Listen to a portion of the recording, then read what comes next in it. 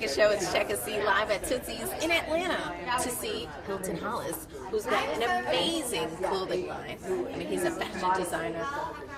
If you could just take a look at these pieces, you would be like totally amazed. And if you could only be here to feel the pieces, you would really know what I'm talking about. So let's take a minute to talk to Hilton. Super cool guy. He looks super cool. We definitely want to talk to him, see what else he's got going on, what's happening right now.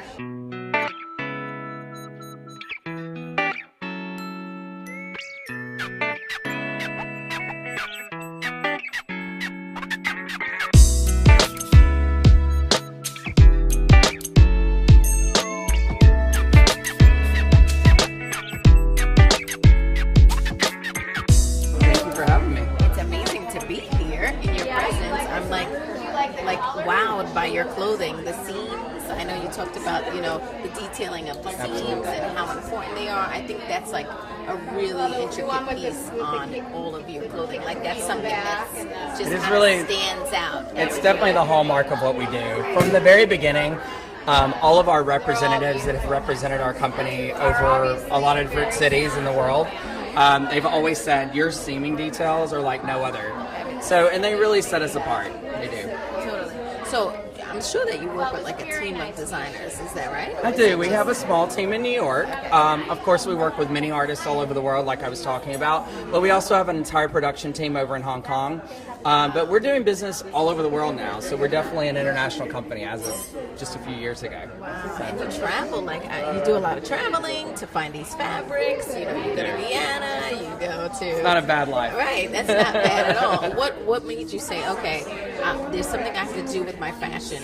I've got to travel. What made you say, okay, I need to take it to the next level and do that? Were you always traveling to find fabrics? Or? I have to be honest, New York is one of those places that is awe-inspiring. There's always something new, there's always something interesting, but there's something about also leaving it and leaving behind that whole attitude of having everything at your disposal, having every amazing museum at your disposal. To get out and see what else is happening in the world, to see how people are dressing on the streets of Japan, to see how they're going to operas in Paris, that's really inspiring because that opens your eyes to so many different things. So you finally just took it to that level, okay, it's great being in New York, but let's kind of... Well, and that is something that we've often thought of is what are the next phases of our business. So currently we're producing in Hong Kong, we're producing in Japan, and we're also producing in Portugal now. And that's actually the manufacturing part of things. So it's very cool. And, to be able to go to Spain and France and Italy to buy the fabrics and then taking them and having them made elsewhere to Portugal and Japan and Hong Kong, it's pretty amazing. Very inspiring. So is that how you determine the retail value on clothing? Do you say, okay, well, I bought my fabric for this much, I spent enough time doing it, how do you do that? I don't know. I'm not from the fashion world at all, so I'm well, school me a little bit here. It is literally a spreadsheet about a mile long. My production team plugs in the numbers. Okay. It is what it is. You have a certain fixed cost of production, and then you have the cost of the fabrics, and you have the cost of transportation. So all of those things factor in. Beautifully and luckily, we have an amazing factory that gives us very competitive prices. So what we've been able to do with going forward is we've figured out ways where we can take a little bit of a detour in transportation costs and things like that. So, for instance, with our Spanish fabrics that we're producing now, we're going to be producing all of those garments in Portugal, right next door. It's right next door as far as the country. And so we've been able to cut the cost on those particular garments about 20%. So that really helps the bottom line, and retailers are looking for that. But these are typical demographics that you seek. Like you said, you kind of seek the CEO women, the Fortune 500 women. Those women are picking up your clothing. They are. Everyone's looking for a good deal. Everyone wants a garment that looks like a $1,500 dress, but she really wants it for $700 or $800, which is what we're really good at. So. I heard you say something earlier about, having one of the women wear your pieces into the White House and saying, maybe Michelle Obama might see it, and you never know. Has there been any celebrities that have worn your style? I mean, we've dressed Oprah, we've dressed Reba McEntire, We've dressed one of the queens from Jordan. So we've dressed a lot of amazing women. So yeah, we're very pleased with where we've been and what we've come to now. So what's next for you guys? What are you envisioning for the line? Is there anything? Really just growing it more and making it a little bit more in depth. Right now we dress you anywhere from the time you get up in the morning to like the evening, the cocktails, the things like that. But one of the things that we really love is the idea of doing luxe, kind of casual leisure wear.